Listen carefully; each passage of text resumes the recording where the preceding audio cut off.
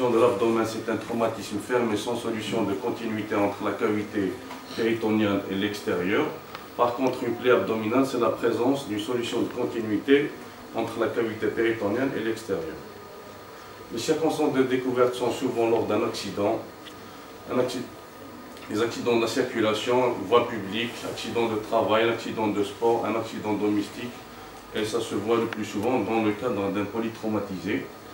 Les mécanismes sont directs et indirects. Les chocs directs, c'est des impacts directs, des écrasements. Les indirects, c'est des lacérations d'origine, des lésions d'arrachement, des éclatements par un effet de souffle ou un effet butoir de la ceinture de sécurité. La population touchée, souvent, c'est les jeunes hommes. La première approche du blessé, il faut tout d'abord commencer par apprécier les fonctions vitales. Respiratoire, à la recherche d'un syndrome de détresse respiratoire. Circulatoire, des signes de choc hypovolémique. Neurologique, c'est les lésions du rachis. Deuxième approche, c'est il faut entamer les premières mesures de réanimation sur place. C'est la désobstruction des voies aériennes supérieures, assurer une ventilation pulmonaire, établir une hémodynamique stable et stabiliser les lésions rachidiennes et les membres. Pour la physiopathologie, nous avons trois principaux mécanismes. C'est les atteintes des organes pleins qui provoquent des hémorragies, les organes creux provoquent des péritonites, le syndrome de compartiment abdominal, c'est l'hyperpression intra-abdominale secondaire des deux précédentes situations. Les démarches diagnostiques, nous avons deux situations, un état hémodynamique instable et un état hémodynamique stable. On commence par un état hémodynamique instable qui présente, c'est un tableau clinique pauvre, mais principalement on a mis en évidence par des signes de l'état de choc hypovolémique, par la présence de pâleur, tension artérielle effondrée, un pouls finot, sueur, extrémité froide et marbrure. L'examen physique est pauvre, mais on peut se fier à la recherche des ecchymoses, défense ou contracture abdominale, matité des flancs, un tympanisme pré-hépatique, globe musical, état du périnée, toucher rectal quand cela est possible et un examen somatique rapide et complet, à la recherche des lésions associées. Un état hémodynamique stable qui est constaté à l'arrivée ou bien obtenu après les premiers gestes de réanimation. Là, on peut faire un examen clinique plus complet en commençant par l'interrogatoire, à la recherche de circonstances de l'accident, le type de traumatisme, le délai écoulé par rapport à l'accident, notion d'allergie, les antécédents pathologiques, beaucoup plus les rats pathologiques, les grossesses, les signes fonctionnels d'apparition immédiate au pré-intervalle libre, les caractères de la douleur et les mictions, la présence de mictions spontanées et la nature des urines. L'examen physique, on commence par une inspection de la paroi thoraco-abdominale, à la recherche des points d'impact, la respiration abdominale, météorisme abdominal et l'état du périnée, la palpation à la recherche des points douloureux, une défense ou contracture, empattement lombaire, un globe vésical, un emphysème subcutané, la percussion à la recherche d'un épanchement aérique, tympanisme pré-hépatique et disparition de la matité hépatique, un épanchement liquidien, les touchés pelviens, toucher rectal et toucher pelvien à la recherche des bombements de cul-de-sac de Douglas et un examen somatique complet et rapide. Pour les examens complémentaires, on commence par la biologie, une FNS et une hématocrite pour apprécier le degré de spoliation sanguine et il ne faut jamais oublier le groupage. Le Fast Echo, c'est une évaluation ciblée avec l'échographie faite rapidement au chevet du malade par n'importe quel médecin disponible qui prend en charge le malade. L'indication, c'est malade instable, non transportable et son objectif est la recherche d'un hémopéritoine. L'échographie abdominopelvienne est un examen plus complet fait par le médecin radiologue à la recherche d'un état des organes pleins intra-rétropéritoneux plus détaillé. Ses limites sont la présence de l'obésité, l'ilius réflexe et l'emphysème subcutané. Le scanner, c'est l'examen de référence, fait le diagnostic précis des lésions, donne un diagnostic topographique précis des hématomes intraparenchymateux du foie et de la rate et apprécie également le bloc duodéno-pancréatique. Permet une étude fonctionnelle du rein en visualisant l'arbre urinaire après injection d'un produit de contraste est indiqué devant une hémodynamique stable avec forte suspicion de lésion. Une artériographie, les indications actuelles sont limitées pour les traumatismes vasculaires du foie, de la rate et du rein. Pour les traumatismes hépatiques, c'est pour l'exploration d'une hémobilie. Les traumatismes spléniques, c'est pour réaliser une splénectomie secondaire par voie chirurgicale ou célioscopique. Les traumatismes rénal en cas de rein muet au scanner sans lésion parenchymateuse.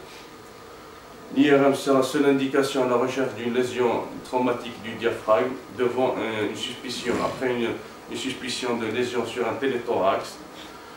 Permet de visualiser visualisation directe du diaphragme et de son contenu hernière. Suivant. La PLP sensible dans la détection des épanchements intrapéritonéaux, elle ne fournit pas de renseignements sur les organes lésés ou le type de lésion. Actuellement, elle ne garde sa valeur que si indisponibilité d'une échographie en urgence. Donc pour les résultats, nous avons les liquides. Lorsque le liquide revient clair, c'est une PLP négative. Franchement rouge, c'est la présence d'un hémopéritoine. Rosé, là, c'est une situation douteuse. On est obligé de faire des examens complémentaires, bactériologiques et FNS, et le dosage des amylases et bilirubine. Le téléthorax, en cas de suspicion d'un hydropneumothorax et les lésions osseuses, principalement le volet thoracique. Les diagnostics lésionnels suivants. Donc nous avons les lésions pariétales mineures, ecchymose, excoriation, hématome, ce qui n'élimine pas une lésion viscérale. Et les lésions majeures, c'est la rupture ou désinsertion musculo-névrotique, rupture du diaphragme et rupture périnéale avec lésions sphinctériennes et éviscération transanale. Les lésions viscérales pleines, ici, principalement, elles sont objectivées avec un examen tomographique. La classification utilisée, c'est l'American Association of Surgery of Trauma. Elle prend la description standardisée des lésions anatomopathologiques, des hématomes sous-capsulaires, hématomes intraparenchymateux, fractures parenchymateuses et les atteintes vasculaires. Elles sont distinguées en 3 stades: bénigne type 1 et type 2, modéré type 3 et le sévère type 4 et 5.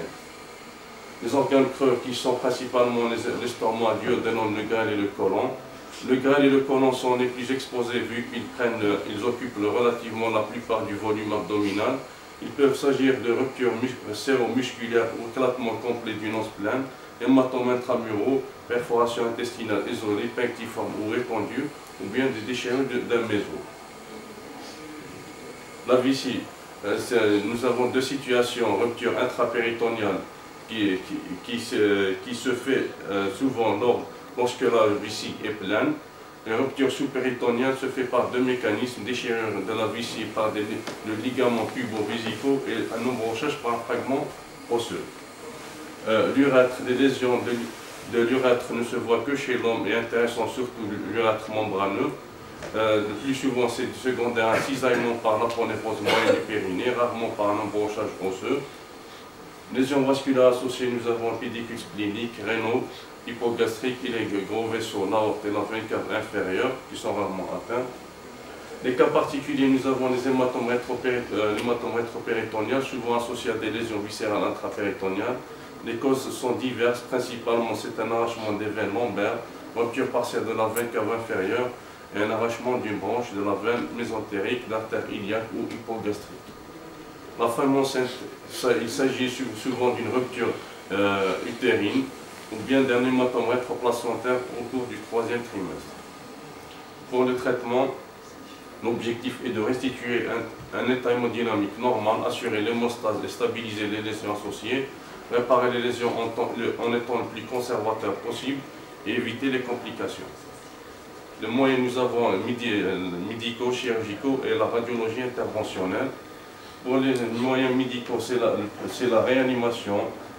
Il faut mettre des voies d'abord périphériques et centrales, une sonde à oxygène, sonde nasogastrique, sonde urinaire, un scopage et sonde jointe pour la mesure de la pression au niveau de l'artère pulmonaire en cas de besoin, remplissage vasculaire par des cristalloïdes, colloïdes, sang et dérivés, les antibiotiques, éviter les drogues vasoactives et lutter contre l'hypothermie. Chirurgie vis-à-vis de l'hémorragie, nous avons l'hémostase temporaire qui peut être réalisée par une compression digitale directe ou à l'aide d'une pince hémostatique, plombage des axes vasculaires principaux, un tamponnement packing de sauvetage devant un saignement en nappe, des hémostases définitives réalisées par des ligatures de vaisseaux d'importance secondaire, réparation par suture latérale d'une brèche vasculaire, greffon interposé devant une plaie contuse ne permettant pas la suture après parage, électrocoagulation des vaisseaux de moindre importance, l'école biologique hémostatique et les treillis de contusion pour les lésions spléniques essentielles. Vis-à-vis des organes, nous avons plusieurs options, suture, résection et dérivation. Pour les sutures, s'effectue pour des plaies parenchymateuses d'organes pleins, plaies pectiformes d'organes creux, plaies diaphragmatiques et les plaies vésicales.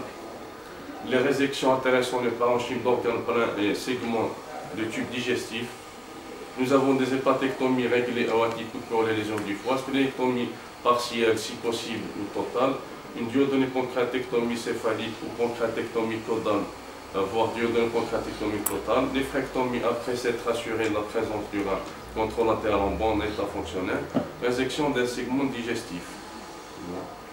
Les dérivations digestives, nous avons dérivation, c'est le Hartmann après résection d'un segment digestif, abouchement à la peau d'une solution de continuité sous forme de stomie latérale, les dérivations urinaires, cystostomie devant lésion urétrale, urétérostomie de protection après réparation, et néphrostomie après réparation parenchymateuse ou piélique.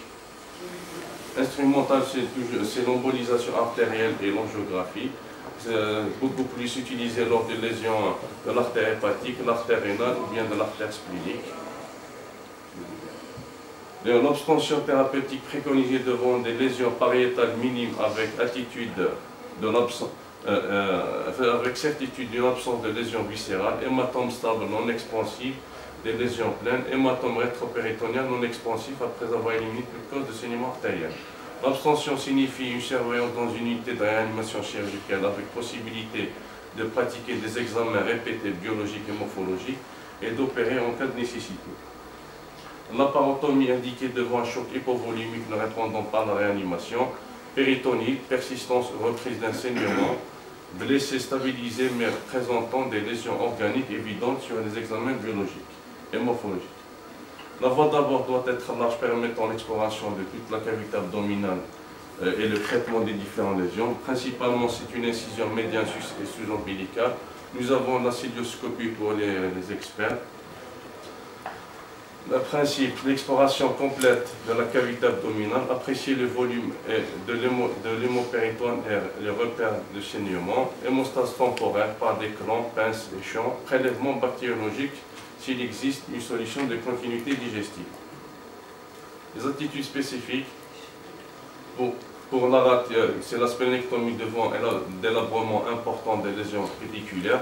Attitude conservatrice, c'est la splénectomie partielle devant une lésion de saignant plus ou un hématome polaire sous-capsulaire isolé. Suture simple d'une plaie capsulaire. Filet résorbable, c'est le treillis de Vécrine, en serrant la rate et permettant une hémostase des lésions capsulaires. Il faut être le plus souvent conservateur, surtout chez l'enfant et les immunodéprimés. Le foie, hémostase première par tamponnement ou clampage du pédicule, c'est la manœuvre de Pringle. Pour les plaies, cette classification, c'est la classification de toujours, selon le mot. Donc la plaie de type 1, électrocoagulation et suture appuyée sur matériel hémostatique, une plaie profonde, c'est hémostase et bélistase.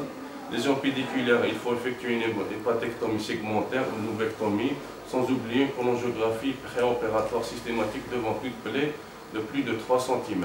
Les lésions hépatiques très hémorragiques, il faut effectuer un packing qui sera enlevé au 3e ou 4e jour.